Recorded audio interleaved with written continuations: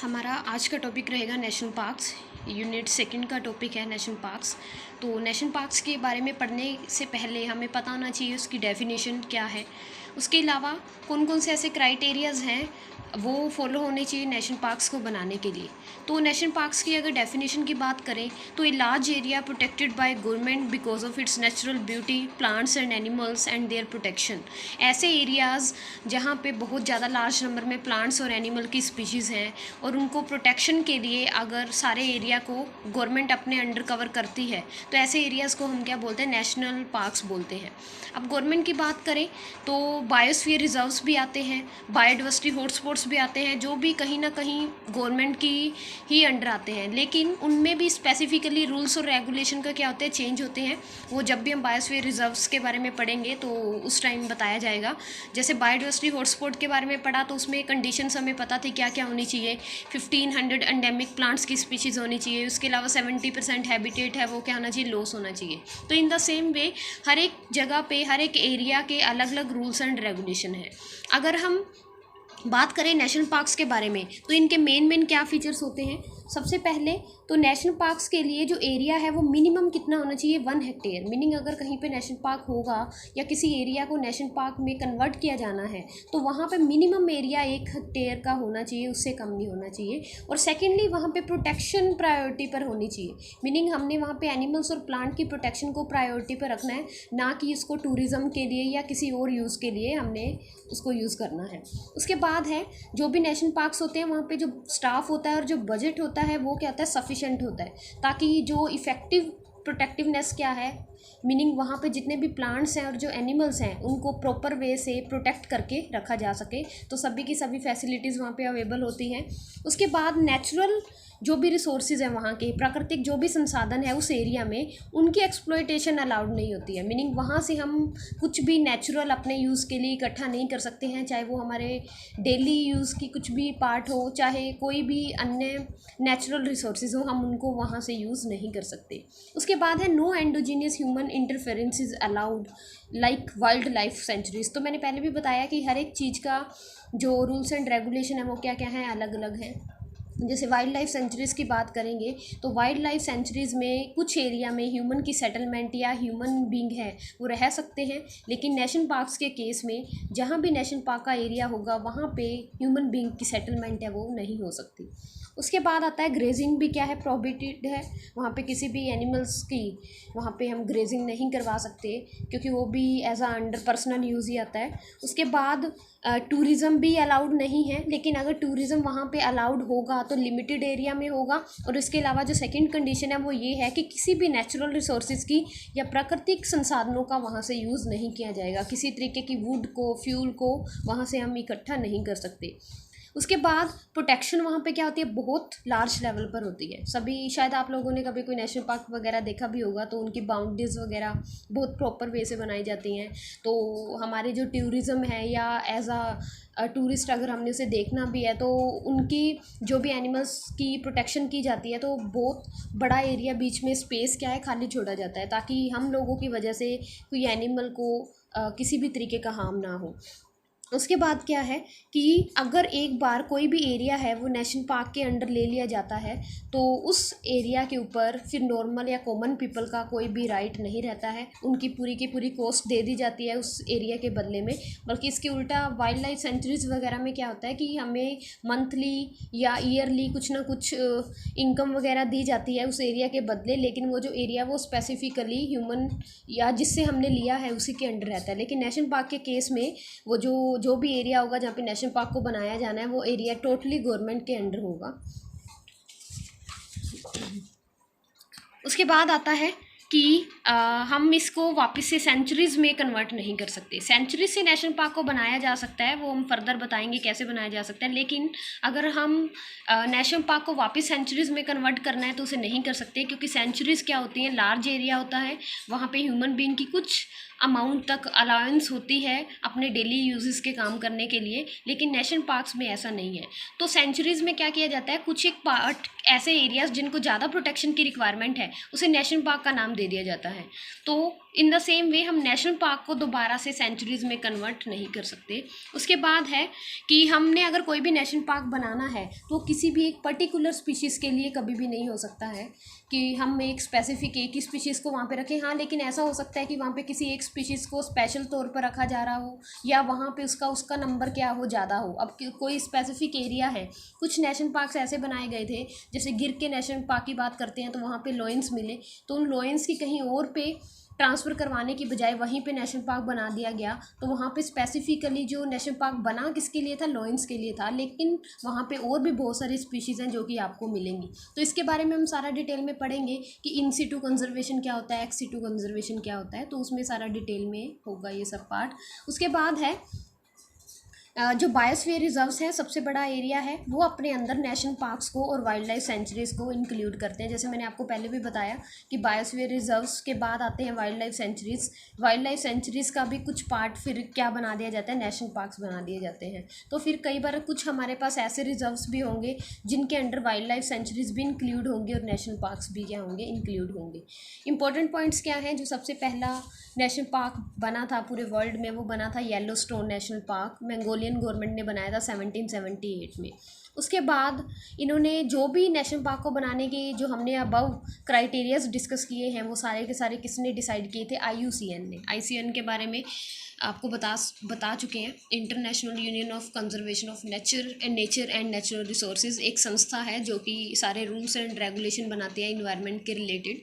लेकिन हमारे पास कुछ एक्सेप्शंस हैं। एक्सेप्शंस कैसे हैं कि हमारे पास कुछ नेशनल पार्क्स ऐसे हैं जो IUCN की जो भी क्राइटेरियाज है उनको फॉलो नहीं करते, लेकिन फिर भी हमने उनको नेशनल पार्क में इंक्लूड किया है। कुछ एक स्पेसिफिक रीज़न होते हैं, क्योंकि कुछ एनिमल्स की क्या होती है, रिक्वायरमेंट होती है प्रोटेक्शन की। तो अगर हमारे पास ये सभी कंडीशन को फॉलो नहीं भी कर रहा है, लेकिन उस एनिमल की जो प्रोटेक्शन है वो ज़्यादा ज़रूरी है कंपैरेटिवली बाकी रूल्स रेगुलेशन के, तो हमारे पास कुछ नेशनल पार्क्स ऐसे भी मिलेंगे जो कि IUCN के क्राइटेरियाज़ को फॉलो नहीं करते, लेकिन उनका नंबर क्या है, बहुत कम है।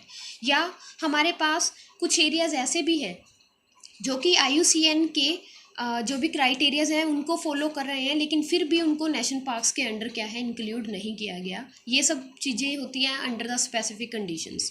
उसके बाद टोटल नेशनल पार्क्स हैं जो इंडिया में, वो अभी तक हैं 104। आपको इसका नंबर भी क्या है, हर जगह पे अलग अलग दिखाई देगा। जैसे कुछ जगह पे आपको 166 भी दिखाई दे सकता है, लेकिन ये जो मैंने अपनी डाटा लिखा है, वो डाटा लिखा है वाइल्ड लाइफ डाटाबेस पर, नेशनल वाइल्ड लाइफ डाटाबेस पर। मई 2019 में जो पूरी इन्वेस्टिगेशन वगैरह हुई थी उसके बेस पर अभी तक जो इसका नंबर है वो 104 है। हमारे इंडिया में अंडमान एंड निकोबार एक ऐसा प्लेस है जहाँ पे अभी तक कोई भी नेशनल पार्क्स नहीं है, और मध्य प्रदेश एक ऐसी स्टेट है जहाँ पे maximum number of national parks क्या हैं, प्रेजेंट है। टोटल जो नेशनल पार्क का एरिया है वो नियर अबाउट 40,000 किलोमीटर स्क्वायर के है, जो कि हमारे इंडिया के टोटल एरिया का 1.23% है। उसके बाद बात करते हैं कि इम्पोर्टेंट नेशनल पार्क्स कौन कौन से हैं इंडिया के।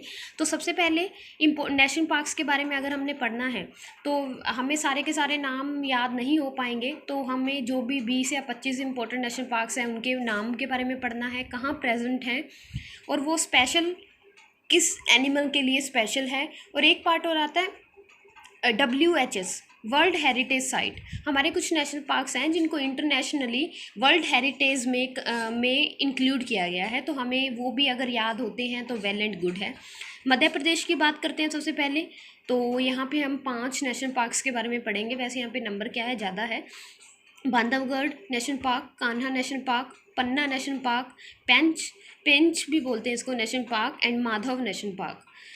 बांधवगढ़ नेशनल पार्क है वो रॉयल बंगाल टाइगर्स के लिए है। कान्हा में भी टाइगर्स की प्रोटेक्शन को ज़्यादा मेजरली रखा जाता है। पन्ना में भी टाइगर रिजर्व्स हैं। पेंच में royal Bengal tiger and birds, और माधव नेशनल पार्क में wild life tourism, meaning tourism के लिए फेमस है माधव नेशनल पार्क है, क्योंकि यहाँ पे बायोडाइवर्सिटी बहुत रिच है टूरिज़्म पर्पस के लिए। उसके बाद आता है राजस्थान की बात करें तो हमारे पास भरतपुर बर्ड सेंचुरीज है, 2 नाम है, क्लौडियो एंड भरतपुर बर्ड सेंचुरीज, एक ही नेशनल पार्क के नाम है। ये भी स्पेशल है बर्ड्स के लिए, और इसको वर्ल्ड हेरिटेज साइट में भी रखा गया है। रणथंभौर की बात करें तो इसके बारे में आपने सुना होगा, टाइगर्स की स्पेशल प्रिजर्वेशन के लिए है और वर्ल्ड हेरिटेज साइट में ये नहीं आता। उसके बाद उत्तराखंड की बात करते हैं तो राजाजी नेशनल पार्क है एशियन एलिफेंट्स के लिए। जिम कॉर्बेट सबसे फेमस जो इंडिया का नेशनल पार्क है वो किसके लिए है? बंगाल टाइगर के लिए। जिम कॉर्बेट का नाम पड़ा था एक हंटर के बेस पर। टाइगर्स का नंबर ज़्यादा होने की वजह से उत्तराखंड में उनकी हंटिंग के लिए स्पेशल इंग्लैंड से किसी को बुलाया गया था, उनका नाम था जिम कॉर्बेट, और उन्हीं के नाम पर ये जो नेशनल पार्क का नाम पड़ा। वैली ऑफ फ्लावर्स और नंदा देवी की बात करें तो ये बिल्कुल एक साथ प्रेजेंट हैं। बहुत लार्ज नंबर में वेजिटेशन यहाँ पे प्रेजेंट है, और ये कुछ ट्रांजिशन जोन भी बनाते हैं कुछ अलग पार्ट्स के साथ। ट्रांजिशन जोन क्या होता है? दो अलग अलग वेजिटेशन के बीच में एक जो जोन होगा जहाँ पे दोनों का मिक्सचर प्रेजेंट होगा वेजिटेशन का, उसे हम क्या बोलते हैं? ट्रांजिशन जोन बोलते हैं। यहाँ पे कुछ एंडेमिक प्लांट्स, एंडेमिक के बारे में आपको ऑलरेडी बताया हुआ है कि स्पेसिफिकली वहीं पे मिलने वाले फ्लावर्स हैं, उनकी वैरायटी बहुत प्रेजेंट है। Snow leopard, blue ship, brown bear जैसे कुछ एनिमल्स हैं जो कि यहाँ प्रेजेंट है। वैली ऑफ फ्लावर्स और नंदा देवी दोनों ही वर्ल्ड हेरिटेज साइट में आते हैं। केरला की बात करें तो इसके बारे में हमने पढ़ना है इरेविकुलम नेशनल पार्क के बारे में। यहाँ पे नीलगिरी या ताहर बोलते हैं जिसको, गोड लाइक स्पीशीज़ होती है ये, इसकी वो अंडर प्रोटेक्शन रखा जाता है या इसके लिए वो फेमस है। आपको सारे ही एनिमल्स यहाँ पे मिलेंगे, मोस्टली हर टाइप की स्पीशीज़ मिलेगी, लेकिन कुछ एनिमल्स ऐसे होते हैं जो कि वहाँ पे सेंटर होते हैं अट्रैक्शन का, तो उन्हीं के बारे में हम पढ़ रहे हैं यहाँ पे स्पेसिफिकली, उनका नाम है। असम की बात करें तो असम में है Manas national park, Kaziranga national park and Kanchenjunga national park. Manas national park ये तीनों ही वर्ल्ड हेरिटेज साइट में आते हैं। मानस नेशनल पार्क में गोल्डन लंगूर है और असम रुफ्ड टर्टल भी प्रेजेंट हैं। काजीरंगा में वन हॉर्न राइनोसिरोस के लिए ये सबसे ज़्यादा फेमस है। कंचनजंगा में snow leopard, red panda, Tibetan wild ass and Himalayan black bear वगैरह की वैरायटीज़ आपको यहाँ पे मिलेंगी। तो ये सभी वो एनिमल्स हैं जो कि कहीं ना कहीं थ्रेटन्ड या एंडेंजर्ड की स्पीशीज़ में आते हैं, तो इनको प्रोटेक्शन की रिक्वायरमेंट है। तो जो भी नेशनल पार्क्स वगैरह बनाए जाते हैं वो स्पेसिफिकली उन्हीं एनिमल्स या प्लांट्स की प्रोटेक्शन के लिए ही है, ताकि जिनका नंबर क्या रह गया, कम रह गया है, उनको अंडर प्रोटेक्शन रखा जा सके। उसके बाद जम्मू एंड कश्मीर की बात करते हैं तो डाचीगम नेशनल पार्क है। Hemis high altitude national park है, हमारे एशिया का लार्जेस्ट नेशनल पार्क है। हेमिस हाई एल्टीट्यूड लद्दाख में प्रेजेंट है। डाचीगम नेशनल पार्क स्पेशल है कश्मीरी स्टैग के लिए, और हेमिस हाई एल्टीट्यूड में आपको स्नो लियोपर्ड्स का नंबर क्या है, ज़्यादा मिलेगा। उसके बाद है सलीम अली नेशनल पार्क श्रीनगर में, ये फ्लाइंग फॉक्स के लिए स्पेशल है, और आपको यहाँ पे बर्ड्स की भी बहुत सारी स्पीशीज़ दिखाई देंगी जैसे किंग फिशर एक्सेट्रा। कर्नाटका की बात करें तो कर्नाटका में है Bandipur national park, Dandeli national park and Nagarhole national park. Bandipur national park special है टाइगर्स और बहुत सारी अन्य स्पीशीज़ के लिए। डंडेली नेशनल पार्क स्पेशल है ग्रेट हॉर्नबिल ब्लैक पैंथर, और उसके बाद नगरहोल नेशनल पार्क फेमस है एलिफेंट्स के लिए, बियर के लिए, और बहुत सारे नंबर में यहाँ पे हर्बीवोर्स मिलेंगे।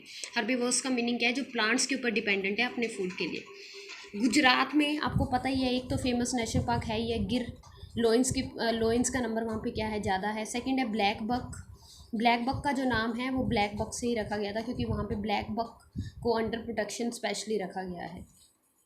वेस्ट बंगाल की बात करें तो वहाँ पे सुंदरबंस टाइगर रिजर्व है टाइगर्स के लिए, और यूपी की बात करें उत्तर प्रदेश की तो दुधवा नेशनल पार्क है किसके लिए? चीता और डियर की प्रोटेक्शन के लिए, ये भी वर्ल्ड हेरिटेज साइट में आता है। तो आपने इतने जो नाम हैं वो आपको याद ही करने पड़ेंगे, नाम याद करने हैं। अगर आप उनके स्पेसिफिकली एनिमल्स स्पेशल वहाँ पे कौन सी प्रोटेक्शन में रखे जा रहे हैं उनके बारे में याद कर सकते हो तो बहुत अच्छी बात है।